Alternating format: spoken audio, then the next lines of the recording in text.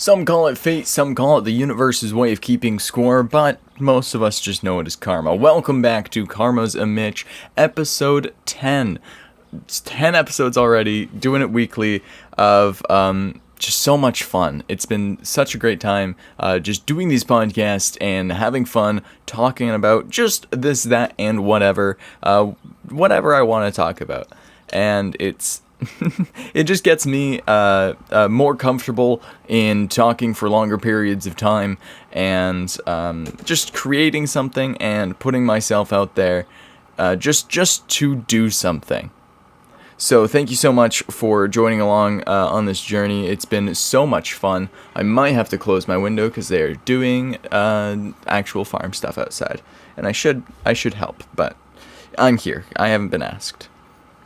Alright, what are we talking about today? It's been a busy week, I'll be honest. So I'm gonna close my window really quick. I'll be right back. Alright, now it's more quiet. I have not learned anything from my time in radio about soundproofing. I'm just gonna record with open windows, and I'm just gonna turn on a fan in the background, and I'm gonna start shaking my mic. Maybe my cat's gonna come and headbutt the mic as well. Alright, what happened? Let's start. I think stuff started happening Wednesday. So Wednesday I had my career coaching barbecue with the IEC of Hamilton. Now, if you don't remember, I went and did some career coaching events with schools across Grand Erie and the Hamilton Wentworth District School Board. Right after I was let go from KX.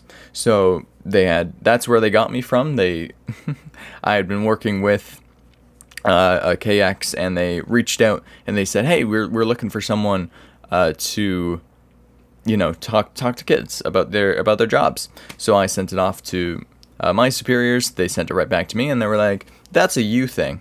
So then I started going out to these events, and then they let me go, which was unfortunate. But talking it out with everyone, I was still able to go and to give my experience, because a lot of the people were retired. A lot of the people were very far on in their careers. So to give a recent view, saying this is what it's going to be like coming out of high school. This is what it was like for me coming right out of high school. This is what you're going to see. This is what they're going to tell you. This is what's probably going to happen. And that's what I like doing. And I do love teaching, but I don't know if teaching full-time is the right thing for me. I would rather teach as I do.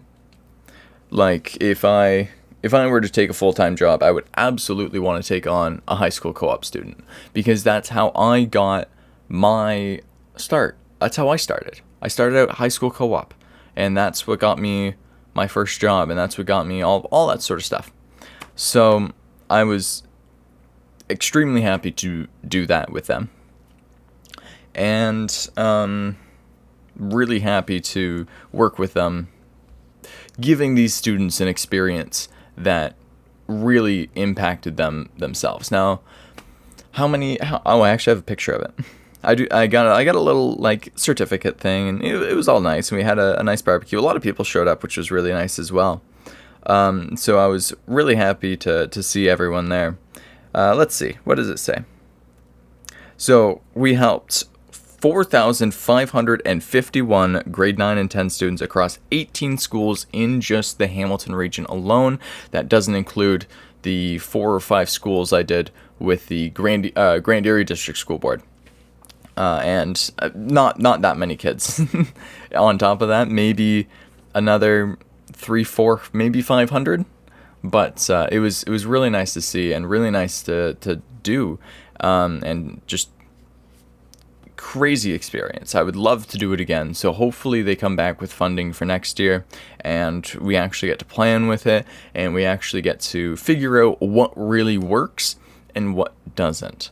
So really happy to have been a part of that. Really good food. They had this barbecue catering place come out. Lots of great food. Lots of fun, and just an all-around good way to wrap it up. So I'm really happy to have done it. I'm really happy I went.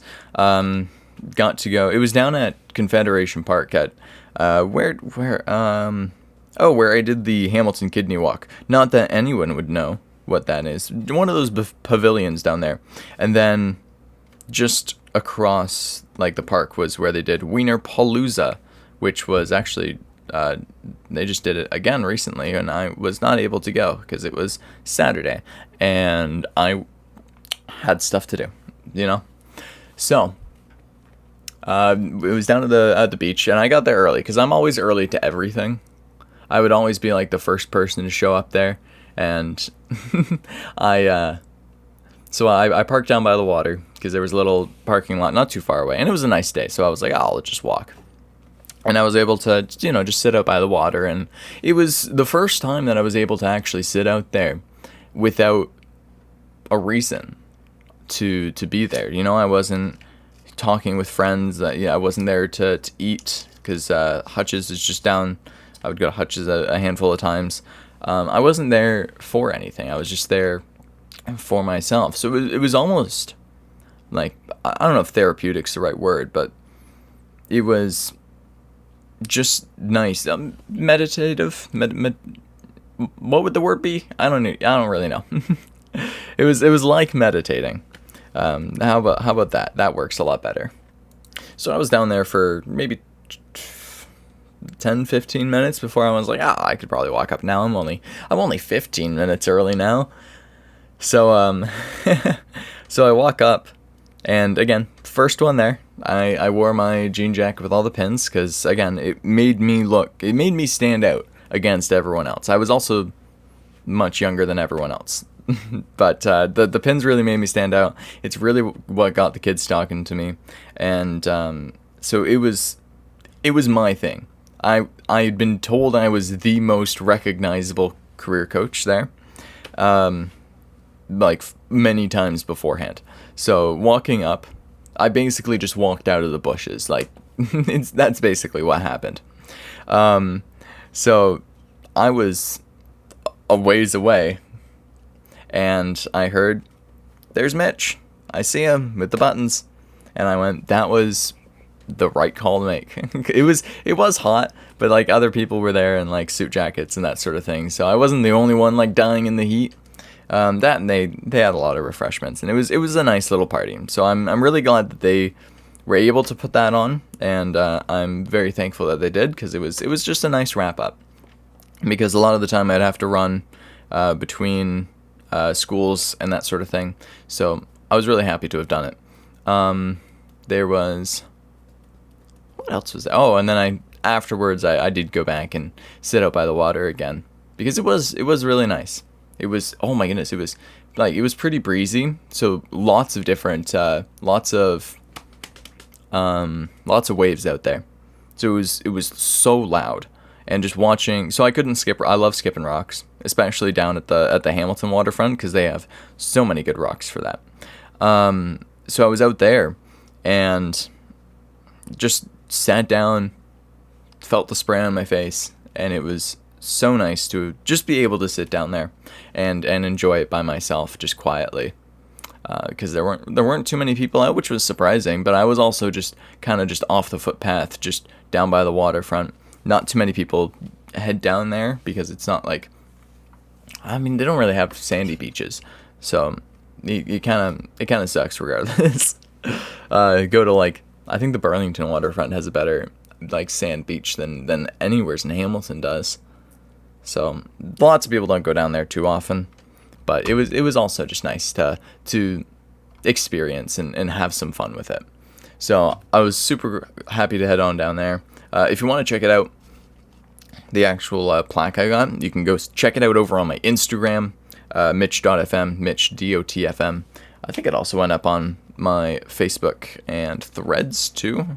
Not that anyone uses Threads, it just automatically posts. Oh my goodness, that was the worst thing. So when I was doing KX, they were like adamant that I should post on Threads and Twitter. I didn't like posting on Twitter because it's more text-based, so I'm like, why are we posting pictures? Why are we doing this? Like, I'll do like a text-based thing of my schedule, and like that'll be pushed better than images, because text gets pushed on Twitter more than images. And no, so, and then they're like, oh, you got to post on Threads too. And I was like, oh, fine.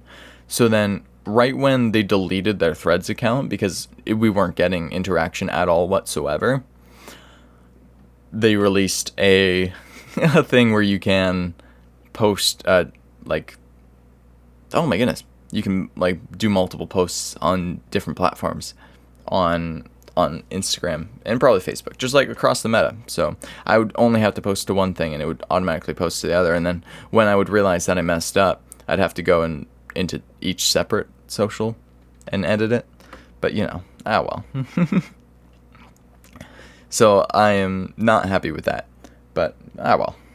Thursday, I wanted to go see Darren Laidman at Legend 1029, formerly Bounce 1029, in their new offices at the BDC building in downtown Hamilton, just right off McNabb and Main. So right on the corner. It is a beautiful office. Up on the 19th floor, you see across the city. It is so cool to step into that studio and go, wow, this is so cool. I was at a loss for words, which is awful in radio, right? And being able to, we just talked a bit about, the industry, this, that, lots about the farm, because he loves the animals. And just a all-around great guy, like super friendly, great host as well, able to just work so well.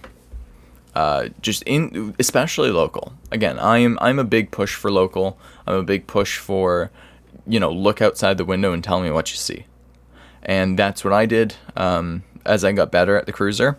And it's hard to do it at the DRI office because you have to look through. You used to have to look through a different studio, but now you have to look through the prod room.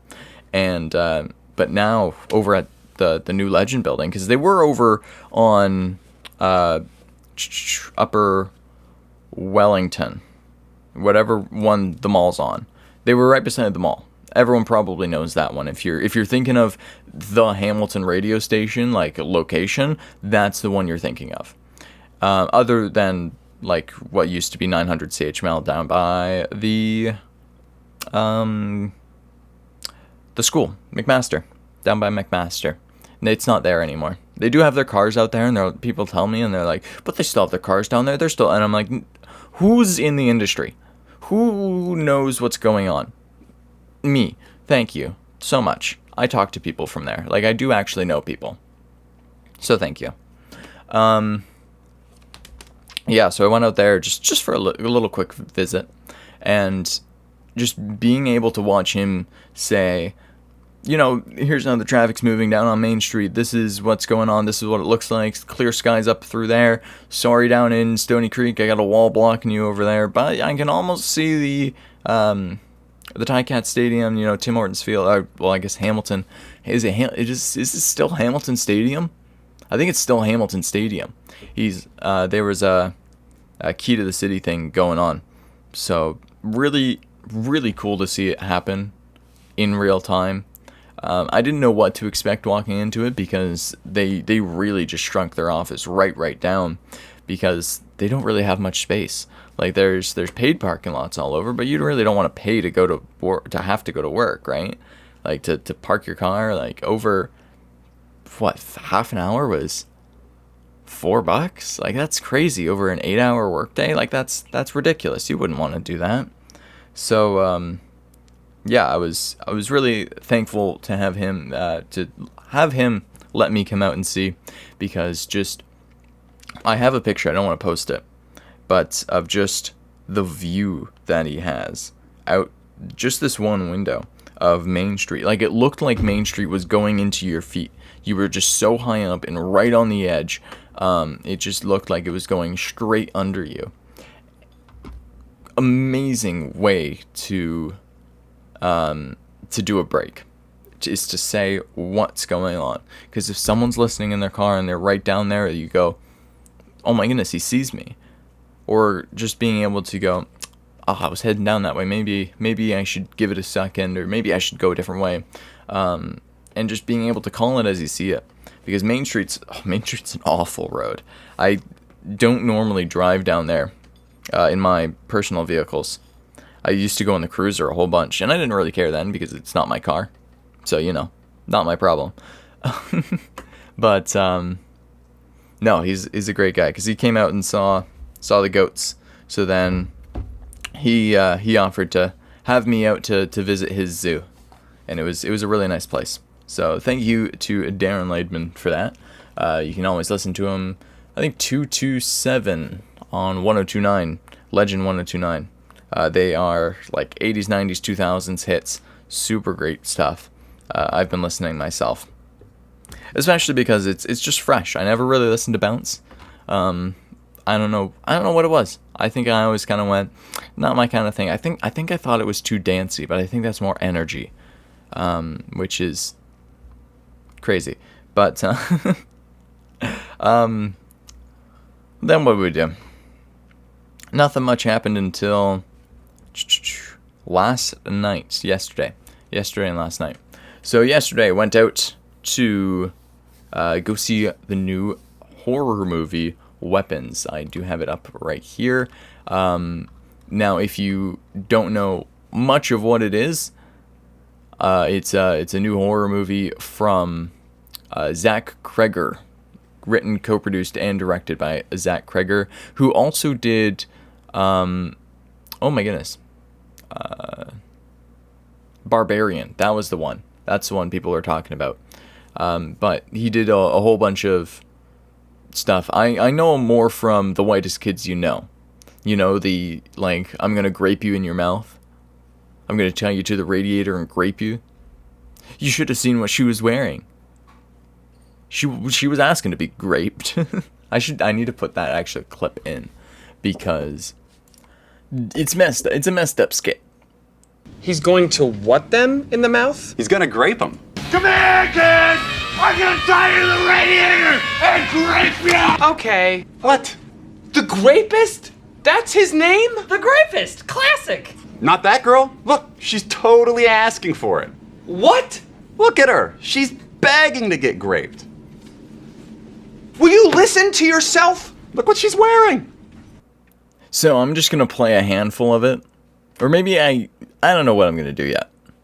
But I'm going to make a note that we're only 17 minutes into this. And I'm already talking about getting raped. Anyways, so that's what this guy is. That's who the writer, co-producer, and director is. He's from The Whitest Kids You Know. He also was in the sitcom Friends with Benefits, Guys with Kids, and Wrecked. And of course, Barbarian was supposed to be really good. I haven't seen it yet. I don't really know. I don't know. Anyways, so Weapons.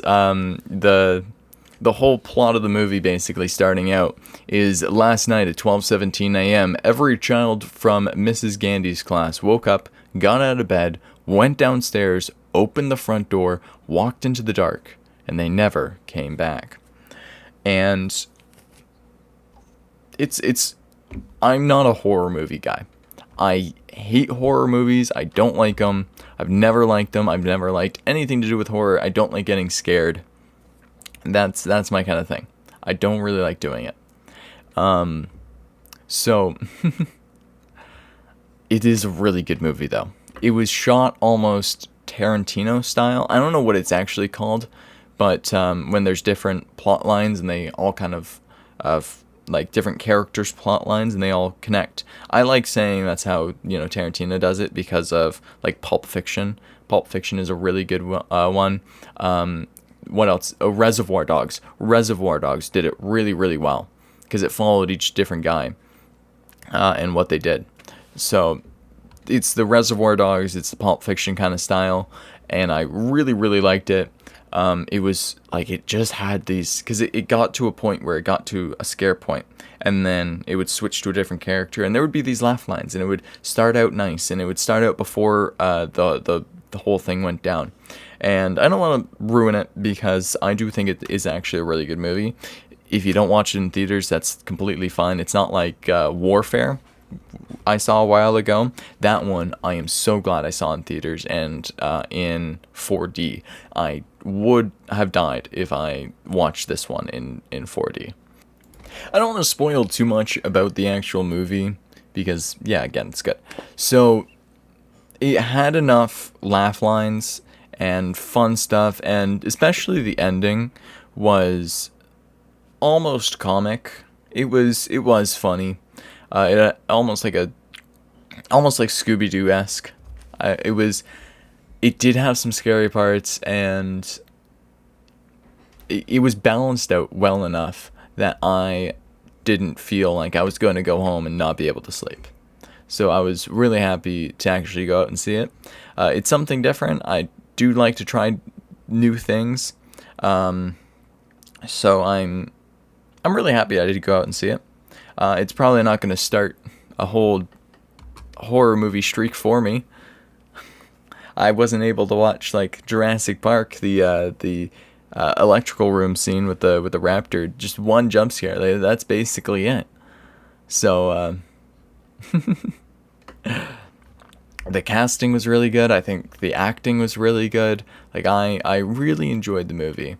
128 minutes to just over 2 hours, and honestly, just really, really good. I don't know what to say about it because I don't want to spoil it. But it was witchy. It was fun. I went and saw it with a friend, and she had said, "What does it mean? Horror movies have a meaning." And I go, "No, I'm pretty sure that was straightforward. That was probably as straightforward as I could probably tell you. This is what happened. This is why it happened." But like, I don't think there was anything beyond that because, from what I've heard, Barbarian is like some sort of thing about womanhood and all that sort of stuff. There were some weird scenes, I guess, but I don't think that's what happened here. I think it was just it was good, like it was shot really well. I think it was done very, very well. So cameos by the Kirkland water bottle. Just the weird things that I notice. Talking about weapons, I actually just recently, I don't talk about my firearm stuff too often. I kind of keep it, kind of personal, because a lot of people don't typically like it. Although I am a completely law-abiding gun owner, that's how this works. I just purchased the 6.5 Carcano M91 cavalry carbine rifle. Now, if you don't know what that is, that was the gun. It's very close to the gun that was used to kill JFK in 1963, November 22nd, 1963, the day of JFK's assassination. It is a very weird cartridge, the 6.5 Carcano. Now, it's not an exact replica. It's not replica, because these are all surplus firearms. But it is very close. It is actually the gun that he thought he was buying from the ad. Was the infantry carbine, or sorry, the carbine. So the cavalry carbine. Decently cheap. The ammo was not, but that's what happens. I am a massive history buff, more or less World Wars, but I have an SKS, which I don't think was actually used in any actual militaries for any sort of thing. But yeah, it was so the SKS is a Soviet military designed weapon, but it was never actually really used because they had the AK at the same time. Anyways, so the Carcano rifle is just super cool. I love the military surplus. I love the history behind it all. I'm looking to get a Grand, but those are typically more expensive because they're special in Canada. So with Canadian firearm rules, a semi-automatic firearm has to have a maximum capacity of 5 or less. A Garand has a capacity of 8. It is the only rifle in Canada that you can have a semi-automatic with a capacity of more than 5. So it is very sought after, and typically they are much more expensive than most other things. And the Carcano's a bolt-action rifle. So it's one of the ones that I wanted to get. So I wanted to get a Carcano. I want to get a Mosin Nagant as well from the late 1800s. That's when that one's from. And I want to get a... Oh my goodness. What else? There was a PPSH clone in 22LR that I also kind of want to get. But those were sold out, so I want to see if they come back or not. 6.5 by 52 is the round, and they come in 6-round on-block clips. So I don't know if they are, because, well, so a manual action firearm like a bolt action rifle can have as much, like, it can have an infinite amount of capacity for manual action firearms. Now, if you're hunting with it, that's a different story. Like, if I were to take my shotgun hunting, I would have to plug it, so I can only put 2 in the tube and 1 in the chamber. You can only have a maximum of 3. However, if you're just target shooting, which is all I do with my stuff, you can have a higher maximum. There is one exception, and that's 22LR. So my Daria that I have, the base magazines hold 10. You can get 15s, you can get 25s, I don't think there's a magazine restriction for 22LR. And I think that's the only one that you can have semi-auto with more. Because the PPSH clone, you can get 50-round magazines for. Anyway, so 6-round on-block clip, you can have as many as you want. My favorite kind of theoretical is a revolver is technically a manual action firearm. You can have revolving shotguns, you can have revolving pistols, all that sort of stuff, right? Technically, it's a manual action. So, what is the theoretical maximum for a revolver? There isn't one. You can technically have a revolver with infinite capacity, which I think is hilarious, imagining that. So, like my Remington has a capacity of 6 in the tube and 1 in the chamber, so 6 plus 1. And then my, again, 22LR also doesn't really have magazine restrictions, but it has 13 and technically plus 1. But as soon as you load one into it's difficult to actually load one into the chamber. It's kind of iffy. But no, 6.5 Carcano. So it's a little bit more pricey. It's not a North American round. There's not much, like, it's a big beefy bullet as well. And yeah, it's what was used to kill John F. Kennedy. So I'm looking forward to it. I think it's really, really cool. Now, speaking of military history, because I was out at Value Village yesterday, which is where I get a lot of my war books and all that sort of stuff from. Oh, I should have picked up the Tom Clancy book that was there. I put it down. Darn it. I might also have it. I have a whole bunch of stuff I haven't read yet. But I picked up this book, Just a Minute More. So basically those Canadian Heritage Minutes that you remember. So it's all those basically written out.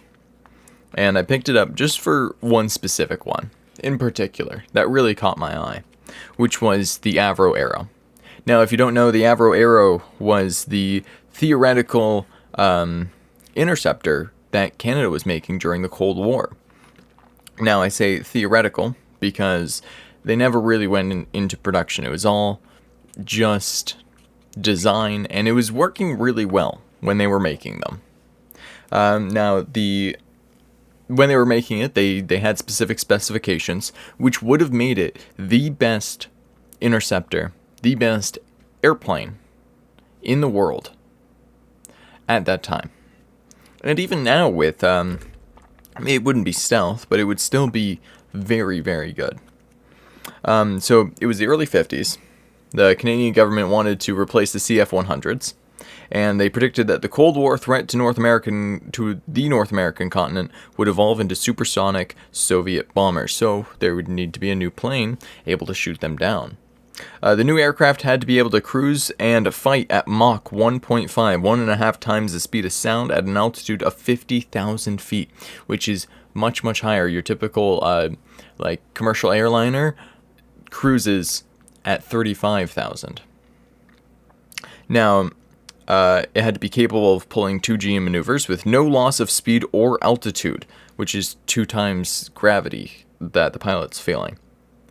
The aircraft would have to have a range of at least 200 nautical miles and capable of reaching maximum speed and altitude in less than 5 minutes after spinning up the engines. It says no one else in the world had been able to build an aircraft that would even come close to fulfilling such stringent demands. However, they not only hit those targets, but they overshot them. Now, when they were doing test flights on some of the aircraft, they had an American engine in it instead of the Canadian engine that they were going to actually use. But they were just testing the airframe and making sure that, it actually worked. And they hit 1.96 Mach, which is above the 1.5 that was desired. And that was with a American weaker engine. Now, I do have a metal sign of the Avro Aero up in my room. I also found that at a Valley Village because there's nothing about it now. It's there's a very, very strong community of Avro Aero lovers in Canada, and I'm not super deep into it. I don't go too far into the conspiracy theories. Like, I'm not getting the JFK rifle to really test it because it's technically not the JFK rifle. Did I mention that? I don't remember if I did. I don't know. I've been talking to like a handful of people about it today. I bought it at 1 a.m. last night, so there's a reason why I don't know what I'm talking about. So that's why I picked this up. Now, a lot of people think that they are, sitting in the bottom of Lake Ontario, but like it was going to be a really, really good plane. But Prime Minister Diefenbacher and a few members of the cabinet had a secret behind closed doors meeting, and they just simply announced the end of the program. I think it said 14,000 workers on the program were laid off, just fired like that, and 6 different prototypes went to the chopping block, and nothing stood around. There was all that that government bureaucracy that had always said, oh, it's nothing, it wasn't really that good, but like just the people that were working on it and all that sort of stuff. And it's one of those things where we just strayed further into the security blanket of the American military complex because they wanted to use BOMARC, which is the American ground-to-air missile system, but it was obviously going to fail imminently. Now the Americans are talking about this Golden Dome thing, but most importantly, they also have like the Patriot missile sites and that sort of thing that are obviously being used in Ukraine and the Iron Dome as well. So that's why I picked that up.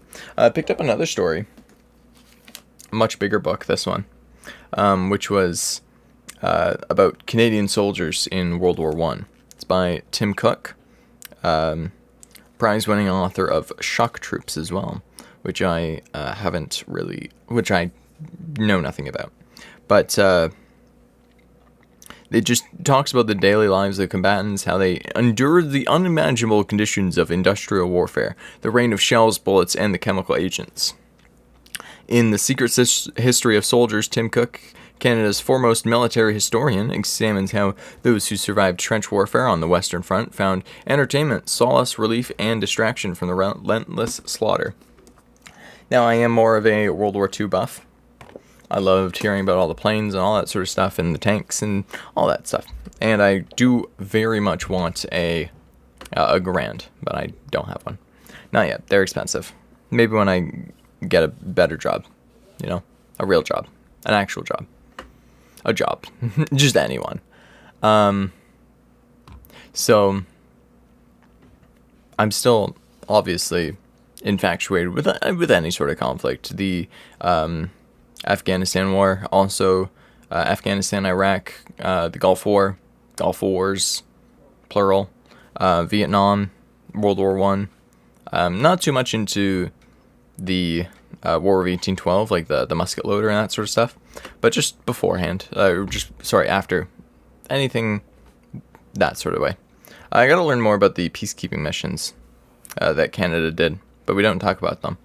I tried to bring it up in our history class when we were in grade 10, 9, 10, whenever we had history, and I was like, "Yo, are we going to talk about the peacekeeping missions? You know, in the 90s?" And I was just told, nah.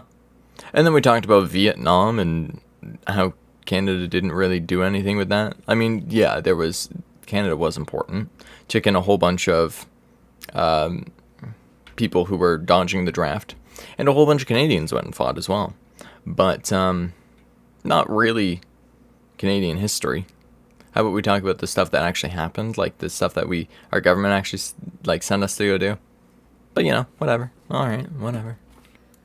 Switching gears into something more odd, I know, crazy. I wanted to talk about the phone situation here in Canada. Like, out in America, there's so many more options for everything. For banks, for phone plans, internet providers, probably TV. Like, there's so many different streaming services now as well that are worldwide. So now we get a taste of all the different weird names for streaming services, right? But in Canada, there's not nearly that much. There's not nearly as many news organizations.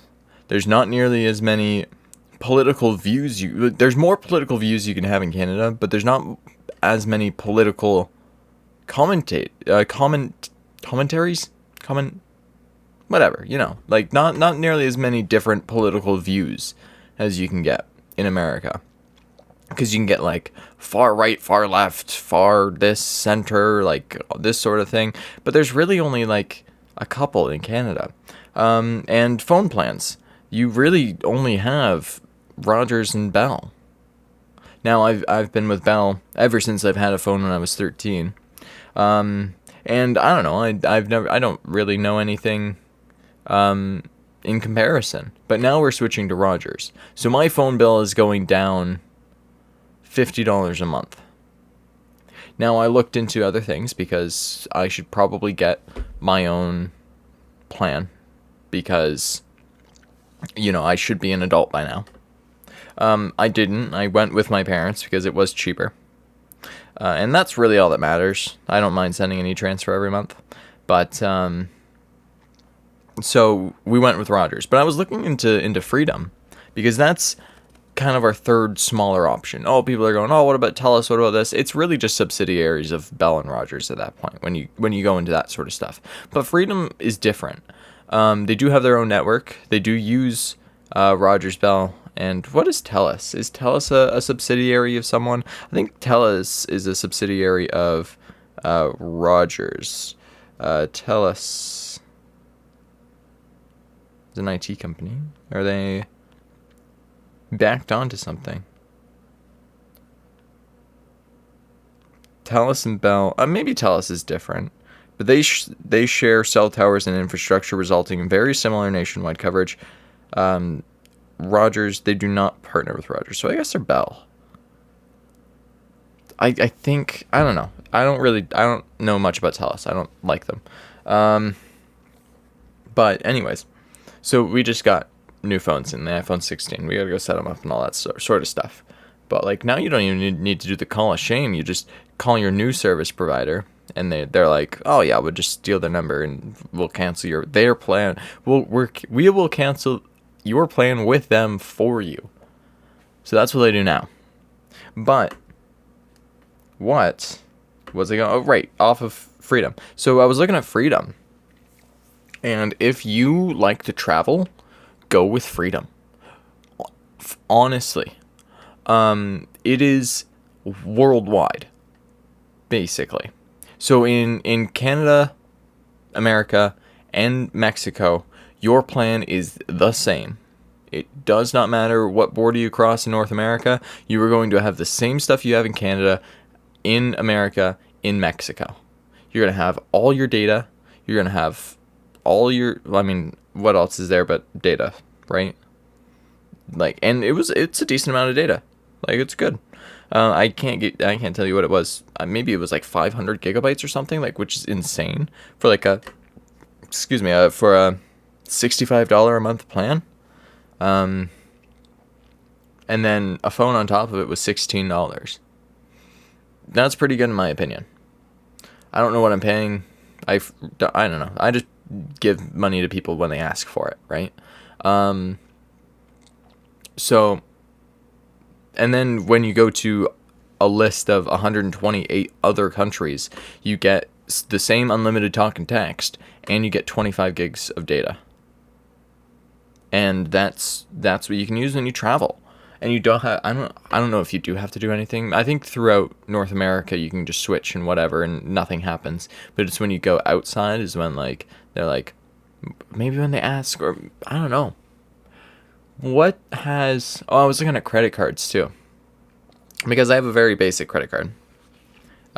Which is, I just use it for like daily purchases and, you know, all the online stuff.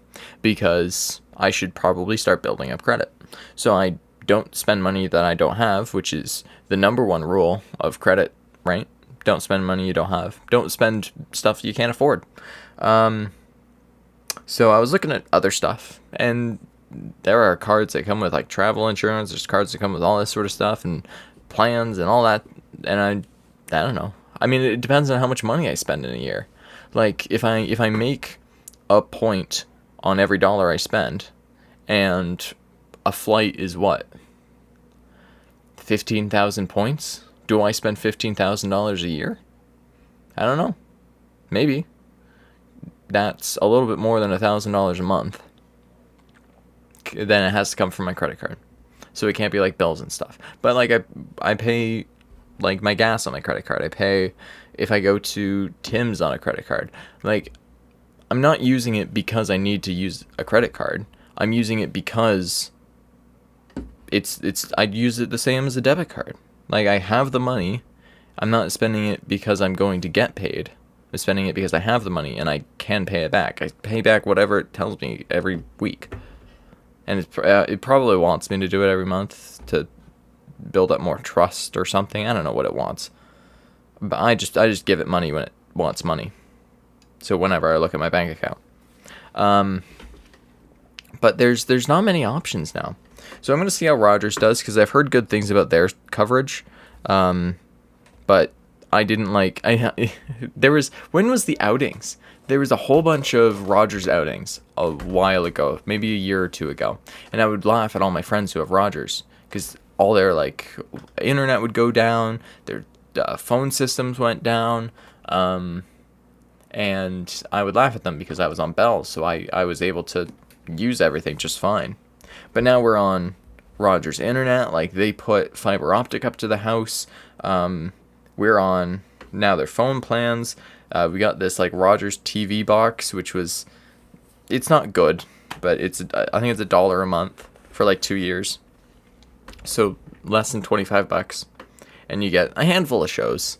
I don't know if it comes with sports or anything. I don't really care. But I was setting it up, and when I got it working, there was a Westerns movie channel, and I forget the name of the movie now.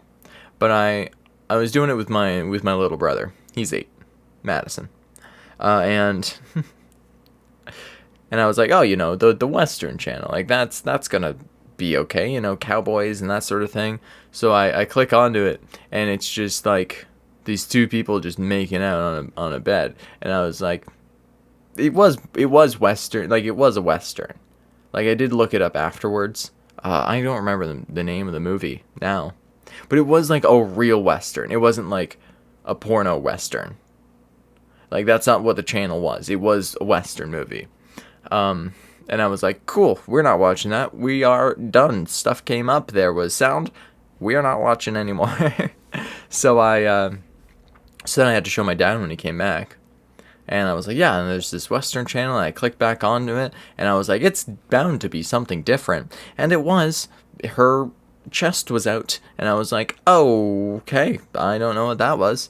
And Dad goes, it's a titty. And I go, yes, Dad, but like, just the circumstances, because they were doing this 20 minutes ago when I set this up. I don't know. So, like, same. It looked like it was a live. So it wasn't like, oh, you clicked back on and you resumed. No, it was like a live movie channel. So this has been going on for 20. So I don't know if like something else like cowboy-y had happened between then, and then it cut back, and then it continued on with that storyline. But I didn't really care to look. I think the movie was from 1964.